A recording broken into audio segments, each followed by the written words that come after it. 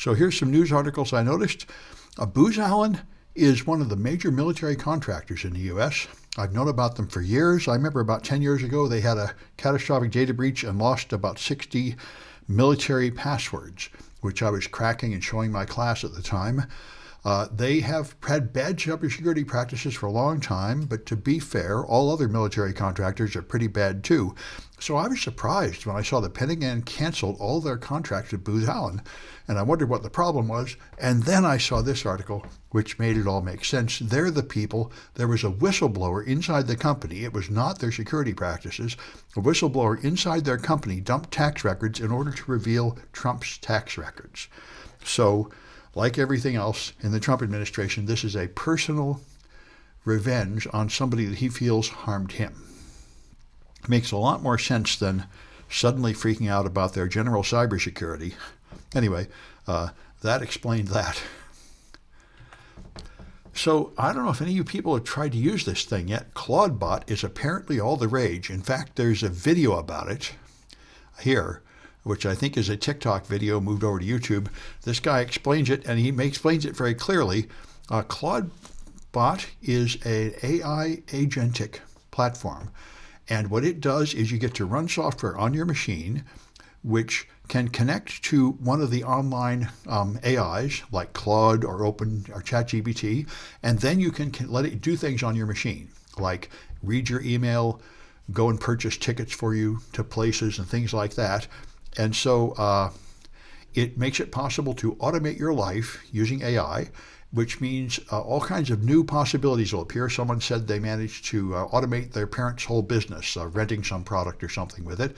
But of course, there are enormous security consequences. All these AIs are very insecure, and they haven't solved that problem. So the AI could make a mistake and delete your files or order things you don't want, and it could be tricked into doing those things by an attacker. So it sounds very interesting.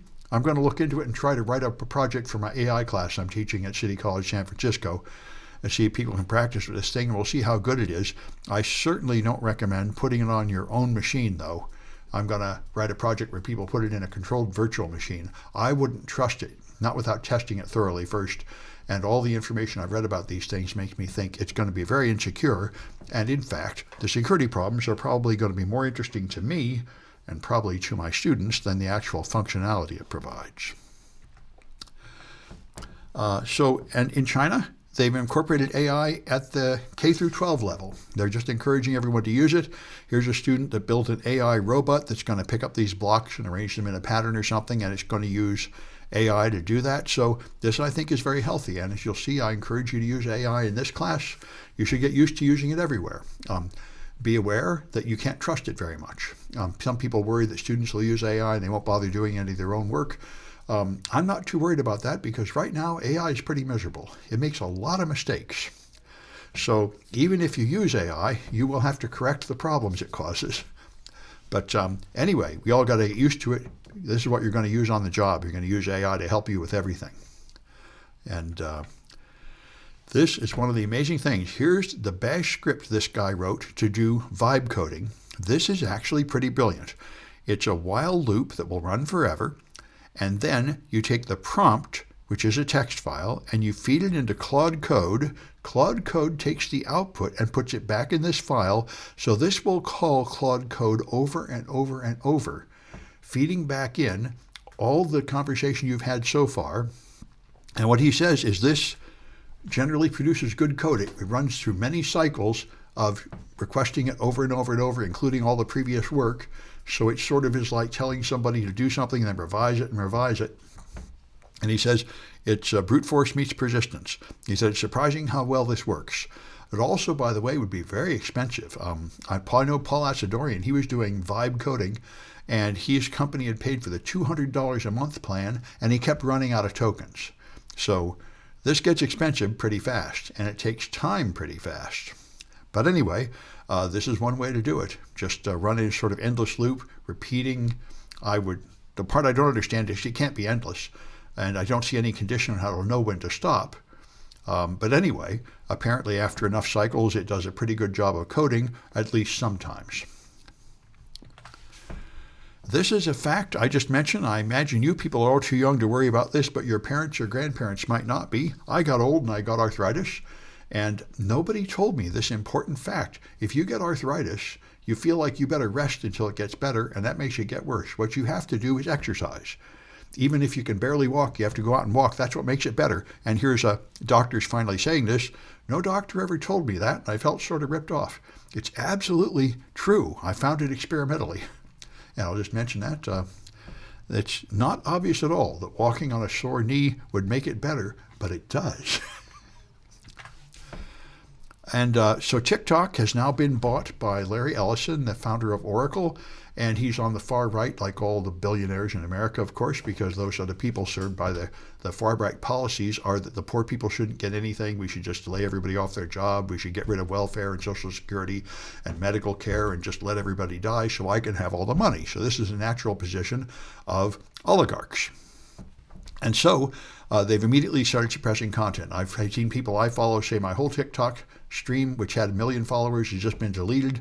And they say if you post anything critical of Trump or critical of MAGA, it doesn't get anywhere. It gets 0 views when just a few days ago you would have got 1 million views and so on. And then they're saying, oh, it's just because there's a server problem, trading it over. That's garbage, of course. They're doing what CBS did and what most media players are doing. The media in America is pretty much, the mainstream media is pretty much all owned by oligarchs, and they all are supporting Trump and MAGA because all they want is more and more money and no taxes. And so it's not exactly a surprise, and that's why a lot of people are moving off mainstream media into alternative media. I like Kyle Kulinski. There's a lot of people with alternative media on YouTube and such, and it's often far better than the corporate media, which has pretty much all been bought by the oligarchs and presents a far-right point of view only. And so here's people pointing this out, that the TikTokers claim MAGA is silencing them, and there's really quite a lot of examples of this. Anybody who has anything less than a far-right point of view is just being kicked off of TikTok. And here's a happy story about AI. You don't see too many of these. These guys were trying to improve LED design, and they programmed some AI agents to run on their local hardware to do it, and the AI agents did what AI can do. One thing AI can do is something boring over and over and over and over, more than humans. So the AI ran more than 300 tests, which is, of course, more than they would do by hand, and it found a way to do it better. This is a pretty good idea. I've also taken AI to run through a huge list of like 10,000 drugs to analyze the drugs and see which ones might be effective against a disease. And that's some kind of repetitive task involving a huge amount of data is a natural case for AI. And in those cases, it's actually pretty beneficial. And of course, there's more madness. They're going to block me from this one now.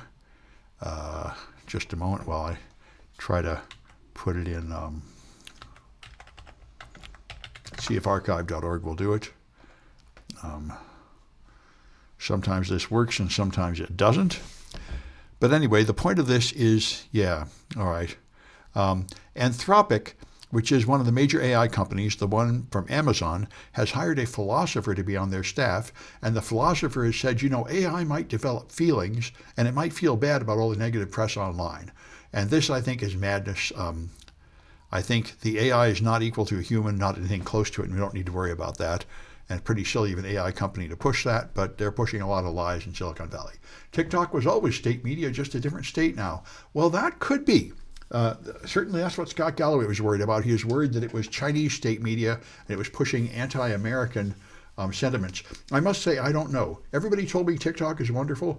I put it on my phone and I tried it for a while, and I couldn't find anything of the slightest value there. Apparently it's supposed to zero in on your needs. All I could see was basically just commercials. And so I'm a contractor for companies that had a policy that you can't have TikTok. So they said, you got to take TikTok off your phone. So I did, and I haven't seen it since. So the younger generation apparently loves it. I could not see any value in TikTok at all. Anyway, now it's changed. Anyway, let me stop this recording.